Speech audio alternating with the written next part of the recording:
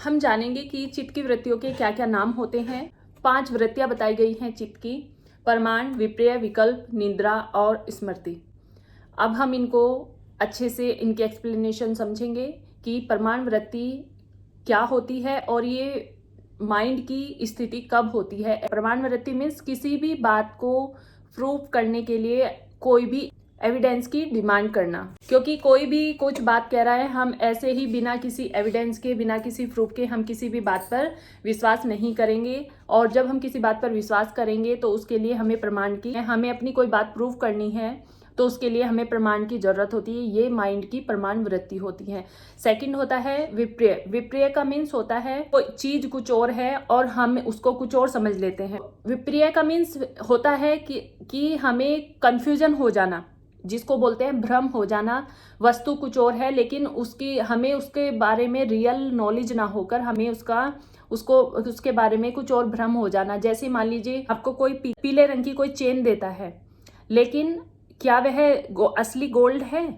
ये तभी पता चलेगा जब आप उसको सुनार के पास चेक कराएंगे। जब माइंड की वृत्ति एक्टिव होती है उस समय पर गलत चीज को सही समझ लेना और सही को गलत समझ लेना। हर पीली चीज सोना नहीं होती, हर चमकती हुई चीज डायमंड नहीं होती। जैसे रस्सी, मान लीजिए कहीं पर रस्सी पड़ी है और अंधेरा है तो हो सकता है आपको ऐसा लगेगा कि ये सांप है। इसीलिए सच को गलत समझ लेना और गलत को सच समझ लेना, ये माइंड की विपर्य वृत्ति होती है। थर्ड आती है विकल्प वृत्ति। विकल्प मीन्स इमेजिनेशन करना किसी, ये अच्छी भी होती है और गलत भी होती है। कुछ लोग कहते हैं, आपने कहावत सुनी होगी, ख्याली पुलाव पकाना। वो सिर्फ माइंड में ही इमेजिनेशन करते रहते हैं, उसको अप्लाई नहीं करते हैं। हम जब भी कोई काम करते हैं, कुछ लोग उसका एक स्ट्रक्चर अपने माइंड में बना लेते हैं। यही विकल्प वृत्ति होती है माइंड की। जो कविताएं लिखते हैं, वे कविता लिखने से पहले उस कविता को अपने माइंड में तैयार कर लेते हैं। ऐसे ही जो पेंटिंग बनाते हैं, वे भी उसका एक उन्हें क्या पेंटिंग बनानी है, कैसी बनानी है, वे भी उसका एक नक्शा अपने माइंड में तैयार कर लेते हैं।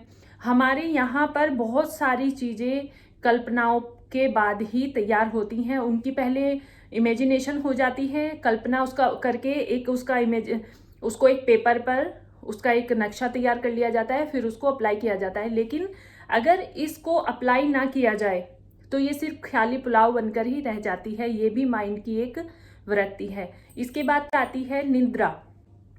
निद्रा, जब माइंड की ये स्थिति होती है निद्रा वृत्ति की, उस समय पर व्यक्ति को कुछ भी अच्छा नहीं लगता है। आप निद्रा वृत्ति को ऐसे देख सकते हैं कि आपके पास कुछ चीज नहीं है और आपको उस चीज के ना होने का दुख हो रहा है, और इससे क्या होगा, आपको आलस आएगा, आपको सुस्ती आएगी, आपको दुख होगा, डिप्रेशन होना। ये सारी निद्रा वृत्ति के ही लक्षण होते हैं कि जिस चीज की कमी है उसका अनुभव होता है, जिसके कारण व्यक्ति को दुख होता है, डिप्रेशन तक हो जाता है और शरीर हमेशा उसको आलस रहता है, एंजाइटी होती है, उसके फेस पर उदासी रहती है। ये निद्रा वृत्ति की स्थिति होती है।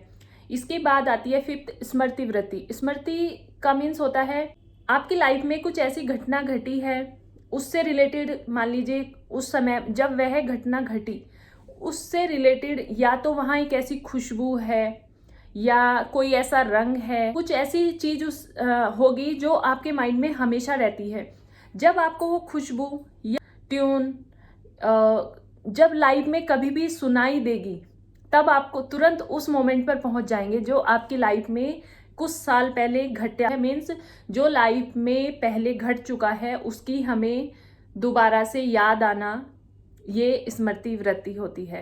फ्रेंड्स, आज की वीडियो में हमने चित्त की वृत्तियों के प्रकार जाने। इससे रिलेटेड आपको कोई भी कंफ्यूजन है, कोई बात आपको समझ नहीं आई है, आप मुझे कमेंट कीजिए, आपके कंफ्यूजन को दूर किया जाएगा। आप इस चैनल पर नए हैं, आप चैनल को सब्सक्राइब कर लीजिए, क्योंकि हर रोज आपको इस चैनल के माध्यम से ऐसे ही नॉलेजफुल कंटेंट मिलते रहेंगे। आज के लिए इतना ही, मिलते हैं नेक्स्ट वीडियो में। तब तक के लिए हंसते रहिए, स्वस्थ रहिए। थैंक यू, नमस्कार।